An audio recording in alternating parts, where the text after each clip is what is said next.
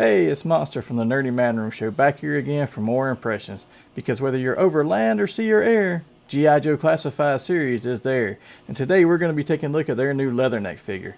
As always, when we do this, we're going to do some first impressions, some lasting impressions, and then give you our final thoughts. So without wasting too much time here, without further ado, let's get right into it so you can know your half of the battle. Alright, Joes, yes, we are here for our first impressions with the G.I. Joe Classified Series Leatherneck. I know I do a lot of G.I. Joe, again, one of the major things I collect. And I just got home from a trip for work, and I walked in, and this was one of the first things I had here besides a few comics that were delivered. So wanted to go ahead and get my first impressions recorded on video as soon as I unpackaged and opened this. So it's a G.I. Joe Classified figure. I think a lot of this we're going to see is the same thing we see with everything else when we talk about them. There's not going to be this huge aha, oh wow moment. But a couple of things I do want to touch on. The box, like the artwork, pretty good. Let's come back to this in a second. The back, words, barcodes, all these things, nice stuff loaded out. Shows pictures of close-ups of a few things which are really cool. Tech specs, if you're into that, if you want to scan a QR code, go right ahead. But let's drop back over to this side. So on this side of the box, we've got this picture of Leatherneck, which looks pretty good, and this was very reminiscent of the 1980s A Real American Hero cartoon.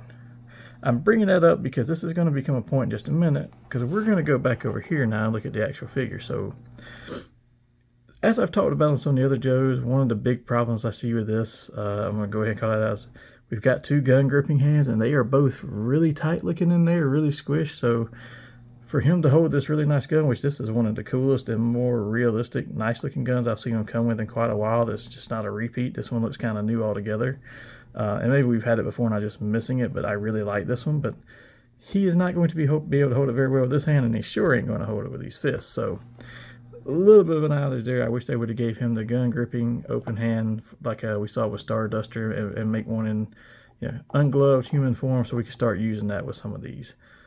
We didn't get it here, so we'll see how that goes. Other than that, on the figure, the loadout's cool. The backpack, gun, knife, extra hands. I do like the glasses, even though I'm not sure they really fit Leatherneck, because I don't remember him really wearing glasses on the show. So that's kind of a weird outage, but cool at the same time, because I might have him wear those because they look more shadish or safety type glasses. So I'm probably going to have him wearing them. Hopefully his fit better. That is a problem with a lot of the figures. Like Sergeant Slaughter, they fit great because his ears jut out from the side of his head. Chuckles, you can't get them to stay on to save your life because the hair is in the way of the glasses, the back of the glasses, the legs. And as somebody who wears glasses for in real life as part of my day in, day out, if you ain't got good grip right there where the legs go, glasses are extremely uncomfortable and they don't work well. So hopefully these work with this figure, because it looks like his ears are jutting out just a little bit. Kind of hard to tell because we're only looking at him inside the package here. But what I wanted to look at here closely, the figure itself is going to be the same as any other G.I. Joe Classified. Really good. I mean, I know it looks like one of his knees is turned in here, but that's just a quick thigh swivel. I do like the watch they gave him for him being a Marine, a Leatherneck. That's pretty impressive, or pretty vital to what he needs. So it's impressive the way they set it up and made it. I mean, it's got all kinds of dials and stuff you can see on it.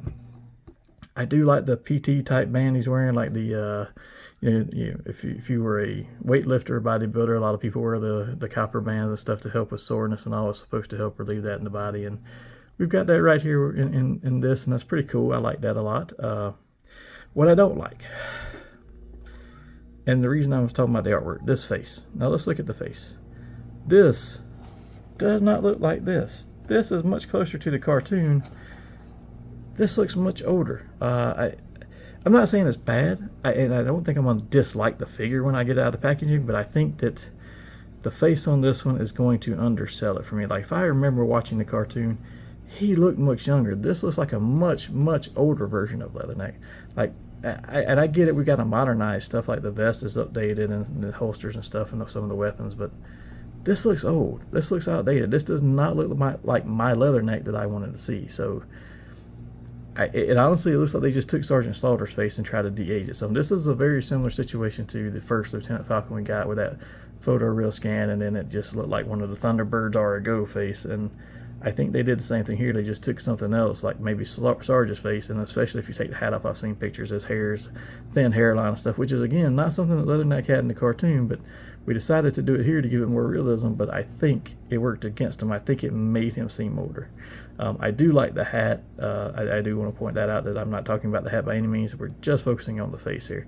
This, again, not quite the same as this. So, again, first impressions, we may get wild once we get it out of the box. I'm not expecting to be super wild when we get it out of the box, because just like any other G.I. Joe Classified, it's got the same joints, the same articulation, the same posability and movement. Every now and then you get something in these that just stands out and it's like, wow, I didn't know I could do that with it. With the amount of overlays he has on and the fatigues and stuff and the normal outfits, I'm not seeing that out right here, right now, that it's just going to be like, oh my gosh. But, you know, it is still a good figure. It's still probably, and I'm guessing just from looking at this, probably going to be a recommend. But for me, who this is a character I really liked on the cartoon, had a lot of longevity on the show as well as in the comics, it just doesn't, there's something off about it. It just doesn't look quite like Leatherneck. I don't think enough to take away from it and say don't get it, but there's going to be, you know, a little bit of a disappointment factor there just because it's not quite him. But once I put him on the shelf, may not even notice it. But we'll find that out when we come back here for lasting impressions. Alright guys, we are here with lasting impressions of the G.I. Joe Classified series Leatherneck. He has been here for about a week and a half now. I went traveling for work and came back again, and I've had him in. So first of all, I'm going to try and keep this short and simple because it's not a whole lot different from what I said in the original, first impressions recording. But really good, solid figure.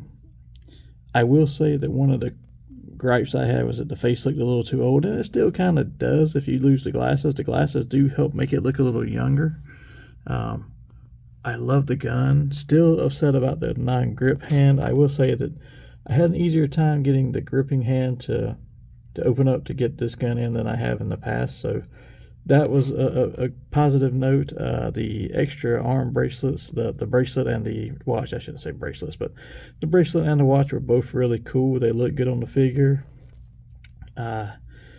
He looks very good once you get the glasses on and the hat on, so it exceeded my expectations a little bit. I was not disappointed. I will say he still looks kind of old in the face for what I'm expecting for Leatherneck, but if you get him posed just right, get the glasses on good, that's not as big a deal as I thought it was going to be when he was in the box. And I will say this, his glasses, man, his are much more rigid than anybody else's. Stay on so much more better, even better than Sarge's, who stays on pretty good. And you can see in the Marauders one, his glasses are a little more warped, harder to stay on his face. These, because of the shape of them as well as the rigidness, stayed on much better. Let's back up and show the whole shelf here. He's on my Slaughter's Marauder shelf along with Starduster. I told you guys before I have others that go on the shelf. I still haven't finished moving stuff around, but I wanted to get Leatherneck down here as soon as I open it versus putting him in a non-position place. I'm going to have to move him again to put figures behind him, but I didn't want to put him off to the side like I did most of my other ones that are up there right now, the Glenda and a couple others from Night Force that still haven't made it to the Night Force shelf, from the Dragonfly. They're just kind of sitting off on top of my Detolf here, and I need to get them down here. But I decided to put Leatherneck, and I know he and Starduster both, and we talked Starduster before he's with the Slaughter's Marauders because he's close enough in color to match. Leatherneck, not so much so necessarily closeness in color, but I remember Leatherneck from a lot of the episodes where Slaughter was there, and while he would look better with the regular Slaughter, that shelf is pretty darn full, and man, some of the people I have up there I really don't want to move around. The only person I could even consider would probably be Shockwave, and he's a personal favorite, so I don't want to move him from that shelf.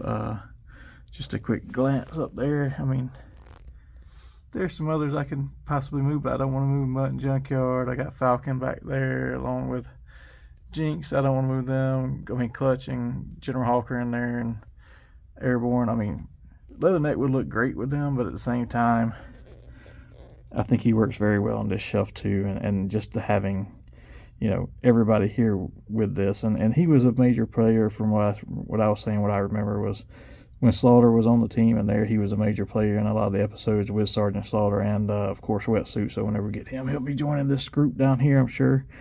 But for now, And actually, let's turn the scale a little bit so I can get more of this frame in. Sorry, I can't back up too much more. This is the bottom shelf of the Detolf, so I am actually laying in the floor right now, and the bed is right behind me, so not much more room to go. But this team looks good together, and I think that Leatherneck looks very good. The posability was good, getting him in place. He works perfectly on the shelf. I'm very, very happy with him on here. Still, one negative detractor is still some age in that face that just doesn't make sense. But all of the loadout he had was cool. He looks cool.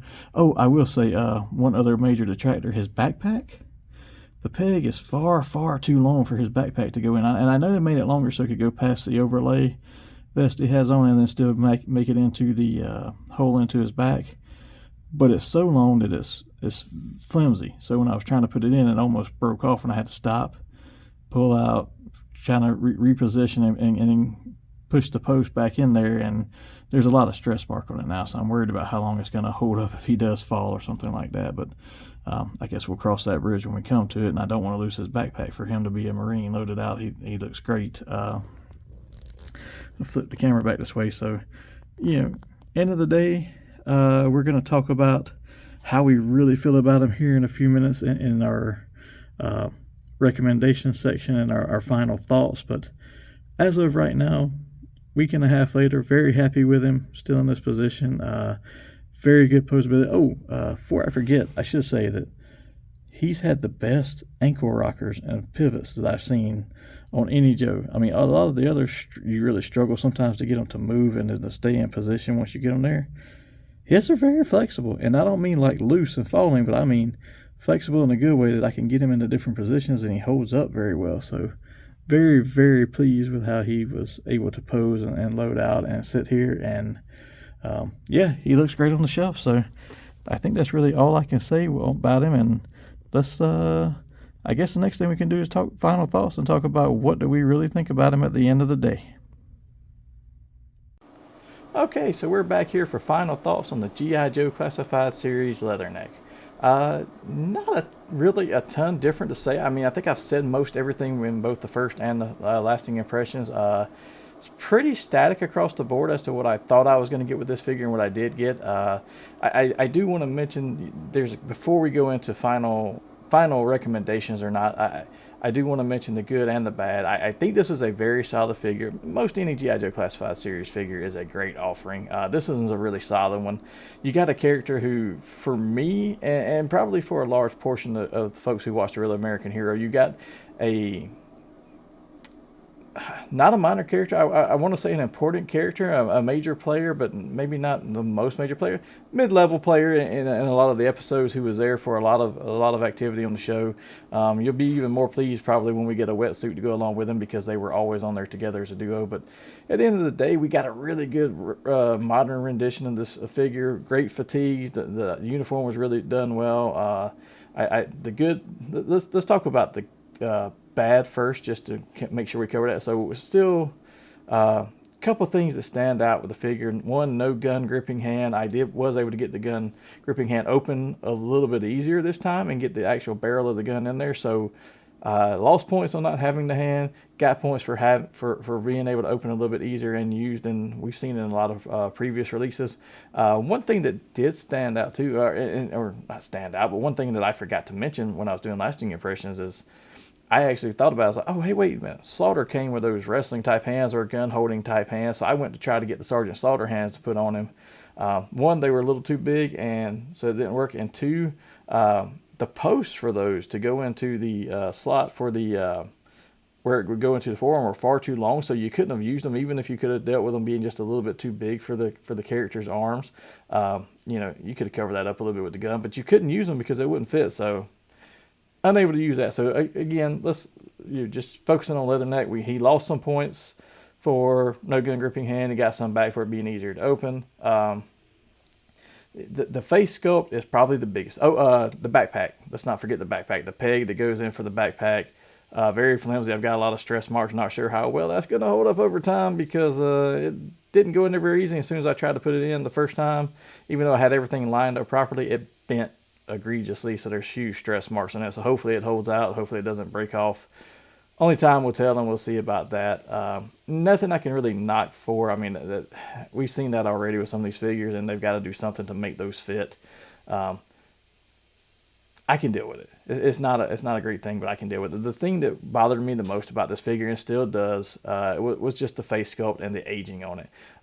It looked like it was trying to be Leatherneck, but got a little too old for it. Kind of like how we did that Lieutenant Falcon a while back, the first Falcon that came out, and we've already discussed that some, so I won't dwell on it. But going over to the good side of things, the glasses fit perfectly, much better than any other glasses we've had on any of the characters. It had a cool new gun loadout that was actually a pretty sturdy gun, and the pistol that came along with it is one I haven't really noticed before. Maybe it's not new, but it looked a little bit newer design, looked a little bit better design. Both weapons were a little sturdier. They held up a little bit better. They didn't bend as soon as I tried to get them out. Didn't have to heat them up any. There's a slight bend to the barrel of the rifle, but it's not even really noticeable unless you're looking at it from one specific angle. So good job on that. I love the pain relief bracelet he's wearing, like the PT type bracelet, since he is a Marine and he's a drill sergeant type character. I like seeing that for him. That was a pretty cool ad. The watch was really cool. I know we've gotten the watch before with some other characters, but it stands out on this, and just because the way he's got a lot, but he's also simplistic, so it stands out more on him, I feel like. The joints on the feet were really well done. Like the ankle rockers and the ankle pivots up and down, better than any other G.I. Joe I have on my shelf. And I say that because a lot of times I'm trying to pose them and I have to rock that ankle up or down. And, they click in certain spots. They're not a full ratchet, but they hit in certain spaces and they stay there, or they don't move. And a lot of times I push those so hard that sometimes I'm scared they're going to break completely off and the foot's just going to be broke off the figure. I didn't feel that at all with this one, and it was a very easy setup. So kudos to the G.I. Joe team on that one. Again, and the glasses and the hat help the face look a little bit younger when you have them on. I should have said that when I was talking the glasses, but that does help out some. It helps make him look a little bit younger, but still, that's really the only standout thing I can say on this figure, is that at the end of the day, really great, simplistic, looks fantastic on the shelf. Just looks a little too old, but I can work around that and make that work to the favor so that you don't really notice it too much. So at the end of the day, I have to say that this figure is a 100% recommend. I think he, again, rounds out your shelf. He looks great on the shelf, and you get a modern representation of what I would consider a mid-level to major player from the Real American Hero cartoon. So I don't think you can go wrong with picking him up. With that being said, if you were debating on getting this figure, now you know, and we hope that helps inform your decision. If you enjoyed this or any of our other content on the Stay Word Network, please like and subscribe. And if you want to check out any of our other shows, you can find us on Big Rob's House of Entertainment and No Chinese Food, where you can find Big Rob, and the Fueled by Weird podcast with Chris Daly, wherever you find your podcast.